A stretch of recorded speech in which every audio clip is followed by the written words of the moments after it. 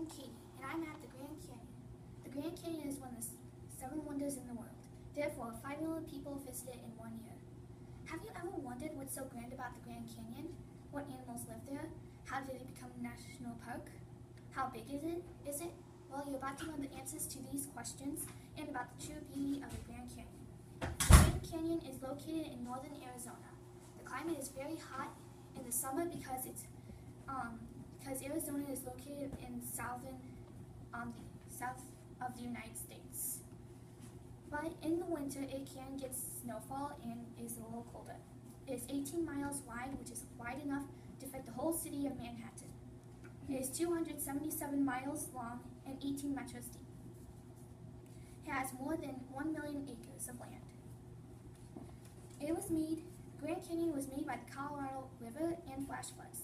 When the flash floods came, they carried boulders and rocks that slowly scraped away at the bedrock. The flash floods were caused by glaciers, which were there during the Ice Age. Later, and through the time, the glaciers have melted and left behind water.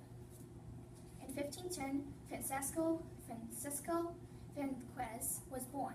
In 1540, he heard that where the Grand Canyon was, there were golden cities. So he went there in search of gold. Instead of finding gold, he found the Grand Canyon. In 1544, he died. In the 1800s, people started to try to map the Grand Canyon. In 1869, John West Powell led the first journey down to the Grand Canyon and gave it its name. Before, people used to call it the Big Canyon. In 1911, the Koch brothers take their first journey to the Colorado River. In 1919, it became a national park. In 1979, it became a UNESCO, which stands for United Nations Educational, Scientific, Cultural Organization. The Grand Canyon is home to many animals, and there's more than 1,500 plants, 17 fish, 9 amphibian, 47 reptile, and 355 bird species.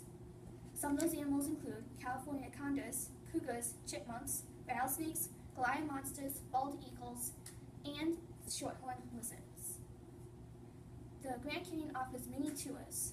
Some tours are hiking. You can hike from rim to rim hiking, can hike down to the Colorado River, you can hike the Angel Trail, the North Rim, or the South Rim. You can also ride a horse and mule down to the Colorado River. You can also whitewater raft down through the Colorado River. Or you can take a guided tour on an airplane or a helicopter. If you have a little bit of fear of helicopters or airplanes, then you can do the Skywatch Walk, which is a glass bridge that is suspended 4,000 feet above the Colorado River.